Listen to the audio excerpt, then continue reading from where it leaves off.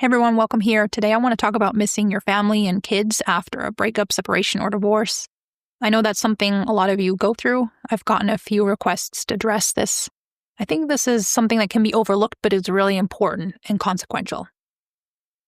I want to include all types of families in this video: parents missing their biological kids, parents missing kids they adopted or helped raise, parents that went from parenting together in the same household to co-parenting in separate households and alternating weeks. And I want to include parents that went from step-parenting to becoming what feels like an occasional visitor in their child's life. Words you've all used to describe the pain of missing your kids are unbearable, heartbreaking, lonely, anxiety-provoking, devastating, yearning. It brings up the most intense pain to have to step back from your involvement in your child's life, not to see them every day anymore, not to hear what they have to say at the end of each day, and not to be that much in the picture anymore with knowing about the smallest details of their lives. When a relationship with kids ends, you're not only losing your role as a partner, but also the family unit you knew and time with your kids. So now you're not only grieving the end of a relationship, but also the end of a certain family life that you knew and that you're familiar with. And you might be feeling anxious about the future, which now has become more uncertain. It's important to acknowledge that this pain is real, valid, and deep. Losing someone we're close to, even if it's just for every other week, creates a rupture in our core emotional need for attachment and closeness.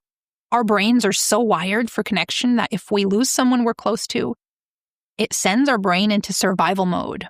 It's a threat to survival to our brain to lose connection. And it also starts a search and rescue mission in which the brain is still hoping that you can get this person, your kids, back into your life as it was before, which means you're constantly thinking about them when you're not with them and wondering what and how they're doing. You might go through breakdowns and cry. You might feel despondent about the situation. You might feel regret and self-blame, wondering what you could have done differently to prevent this outcome. You might also know that it was for the best and still grieve losing the family unit you had. If you're wondering what to do with these feelings, start by acknowledging that they're natural and human. You're responding the way we are wired to respond to loss of connection. Your response shows how important your kid or kids are to you, how much they mean to you. You're not doing anything wrong, and allowing your grief to be present is important for your healing. That doesn't mean you have to like it. It just means to stop struggling against it being there for now. Give yourself time and space to feel these feelings. Don't try to avoid them at all costs. That will only make them persist longer or morph into another problem. So throughout your days, take moments to be with these feelings and explore them like a curious scientist. What do they feel like? Even if that's uncomfortable. Look for ways to soothe and calm yourself as well. Look for helpful thoughts and things you can say to yourself or remind yourself of that have a calming, strengthening, and encouraging effect on the way you feel. This could be thoughts like, even though I don't see my kids every day, I know that they're loved and safe. Or, the logistics of our relationship has changed, but not the depth of our emotional bond.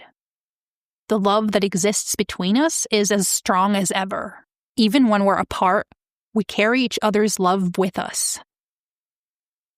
I can learn to live well in the weeks that I'm alone. It just takes getting used to. This isn't the family that I imagined, but it's still a loving family. We will continue creating memories full of joy together. I'm still their parent, and I will continue showing up for them and caring for them, even if the exact form of my care has changed. It's natural for this pain and grief to oscillate back and forth between phases of grieving and phases of orienting yourself around the new life you're building and being with your kids. Allow that to happen and learn how to make room for your feelings and also how you can turn them down when necessary, like when you're with your kids. Of course, you don't have to completely hide your feelings from your kids. It's good for them to see that you have feelings and that you don't think that that makes you weak or broken. If they can see you being comfortable with your emotions, they will then apply that to themselves and feel comfortable being a feeling being themselves. It's good for them to see that feelings are natural and okay. On the other hand, make sure that your kid feels safe with you as well when you let them see feelings. If a child sees their parent having a total breakdown, they can get frightened. It can send the message that all is lost, there's no reason to be hopeful, or that feelings are so intense that they're dangerous. Or it could also make your kid feel like they have to take care of your emotions, that they're responsible in a way. And that is a kind of overload that interferes with their healthy development. So it's important for your kid to see that you're the adult and parent and that they can count on you and that your feelings aren't a threat to you or them.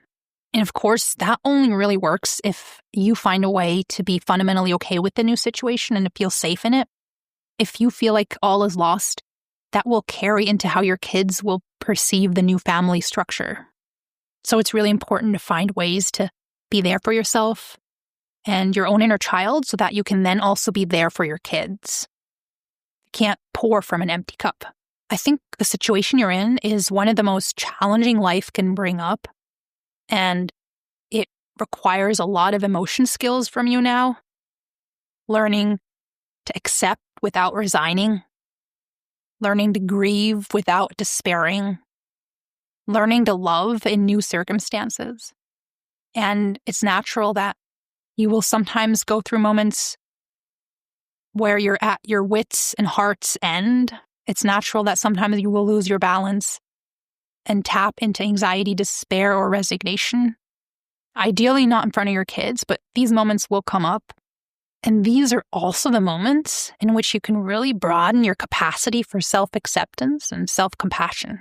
If you practice being there for yourself and loving yourself, supporting yourself in these moments when you're most tender, these are the moments you can practice mindfully being with emotions instead of being reactive.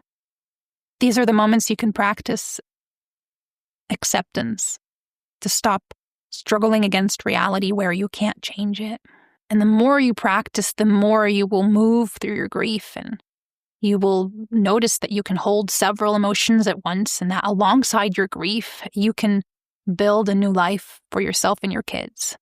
And with time, your brain will adapt to the new situation, and the overwhelming feelings of pain and longing for your kids will decrease. We're an incredibly resilient and adaptable species, and you'll see, you can adapt to this new situation. The parent-child relationship is special in that the moment the child is born, the parent practices letting it go more and more throughout the years. The older the child gets, the more it leaves the tight unit of parent-child.